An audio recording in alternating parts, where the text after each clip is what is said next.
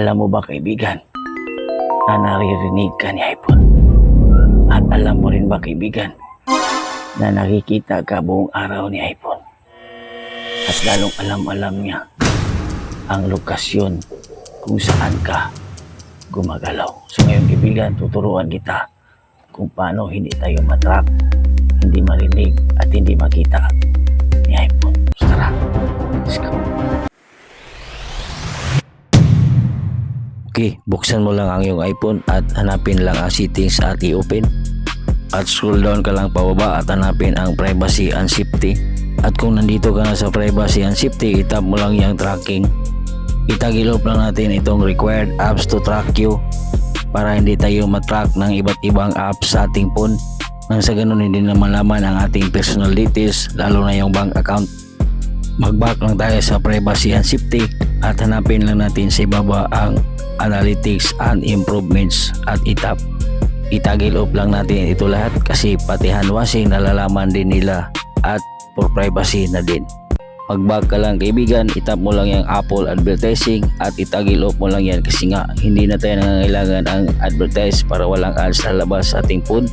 Mag-back ka lang kaibigan sa privacy and safety at hanapin mo itong location at itap mo lang yung location service. Scroll ka lang pababa at hanapin ang system service at itap mo lang yung system service. Hanapin mo lang yung significance, routes and location at itap mo yan. Lagyan mo lang ng passcode o kaya Face ID. Itagil off mo lang yung significant routes and location kasi nga nalalaman ni iPhone kung saan tayo at yung mga apps na konektado sa ating phone, natatrack tayo kung saan tayo nakatira. At kung nagustuhan mo ang ating tutorial kaibigan, maaari mo ba itong i-share? Salamat. Gusto mo bang i-delete ang Facebook account mo?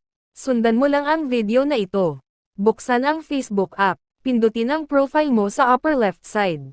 Pindutin ang 3 lines sa itaas. Tapos punta sa Settings and Privacy, then itap ang Settings. I-click ang Account Center.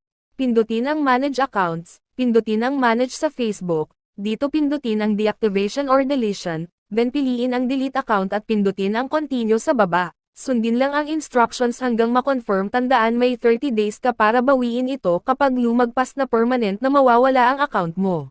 Para masigurado na secure ang laman ng inyong GCash account at hindi ito basta ma-access o ma-login sa ibang device, gawin nyo lang ito.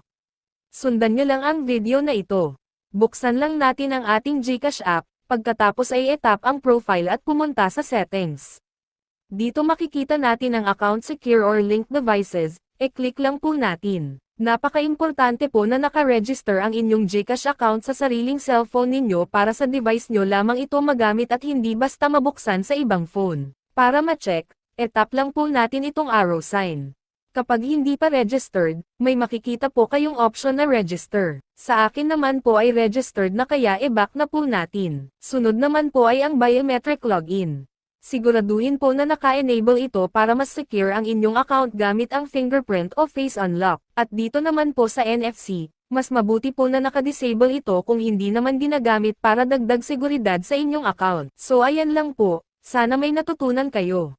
Don't forget to follow and share. Alam nyo ba na kapag naka-turn on ito sa inyong Facebook account ay alam ng Meta ang laman ng inyong gallery?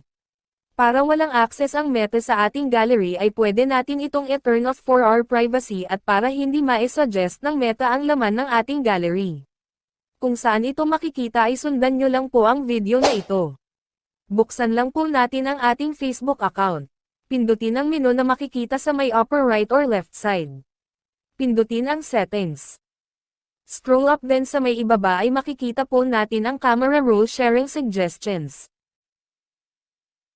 Then i-turn off lang natin ta para tayo lang ang may control kung ano ang i-upload natin sa Facebook. Dito lang magpalit ng pangalan sa iyong Facebook profile. Kung interesado ka kung paano, sundan mo lang ang nasa video. Una, buksan ang iyong Facebook. Pindutin ang 3 lines sa upper right side. Scroll down sa baba at pindutin ang Settings and Privacy. Itap ang Settings. Pumunta sa See More in Account Center. Pindutin ang Facebook profile. Pindutin ulit ang iyong Facebook. Pindutin ang name. Ilagay mo dito ang gusto mong ipalit na first name. Then dito ilagay mo ang gusto mong ipalit na last name. Then pag okay na pindutin ang review change sa baba. Paalala kapag nagpalit ka ng pangalan ngayon, after 60 days nyo pa pwede palitan ulit ang inyong nito. Madalas mo bang makalimutan ang Facebook password mo? Dito mo lang yan makikita. At kung paano sundan at panoorin mo lang ang video na ito, first buksan ang setting. Pumunta sa baba at hanapin ang Google. Pindutin ang Google. Pindutin ang All Services. Pumunta sa baba at hanapin ang Autofill with Google. Pindutin ang Autofill with Google. Pindutin ang Google Password Manager. Pindutin ang Facebook. And dito nyo na makikita ang password nyo sa inyong Facebook account. Pindutin nyo lang po itong icon para makita nyo ang nakalimutan nyong password. Ganun lang po. Thank you. Follow for more video.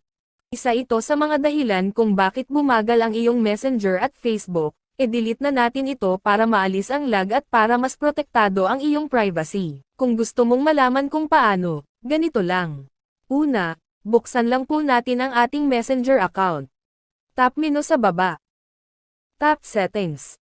Pindutin Meta Account Center. Scroll up ng kaunti at pindutin ang Your Information and Permissions. Pindutin ang Search History. Piliin ang inyong Facebook account. At dito nyo makikita lahat ng mga nakaimbak na mga searches sa Facebook. At dahil sa sobrang dami nito maaaring magdudulot ito ng lag both Messenger and Facebook at para burahin ay i-back lang po natin. Tap Clear All Searches. Piliin ang All Time. Then tap Clear All Searches. Sa ganitong paraan mas mabilis at smooth ang paggamit at protektado pa ang iyong privacy. Gusto mo ba na malaman kung sino-sino ang mga ka-video call sa Messenger ni partner? Kung interesado ka ganito lang. Una, hawakan at hiramin mo lang ang phone ni partner. Buksan ang settings ng kanyang phone. E-search mo lang dito sa ibabaw ang notification history. O kaya, sa ibang phone settings ay notification. Kung nakita mo na, e-tap mo lang. Dito muna, makikita ang mga ka-video call ni partner sa kanyang Messenger. E-check mo na ito sa phone mo baka may ibang devices na nakakakita ng mga conversation mo na di mo alam. Kung interesado ka, ganito lang. Una, i-open ang Messages app, pindutin ang profile picture. Pindutin ang device pairing sa baba. At pagdating dito makikita mo sa paired devices kung may nakakonect sa phone mo at nagbabasa ng mga conversation nyo. Kapag nakita mo 0 ang nakalagay sa paired devices, ibig sabihin walang ibang devices na nakakonect sa phone mo. Ganito lang maglinis ng ating Messenger para hindi maglalag at bumagal. Kung paano, sundan at panoorin ito. Una, long press ang Messenger. Tap ang app. Hanapin ang storage, at tap. Tap Clear Cache. Sa ganyang paraan hindi na maglalag at bumagal ang Messenger.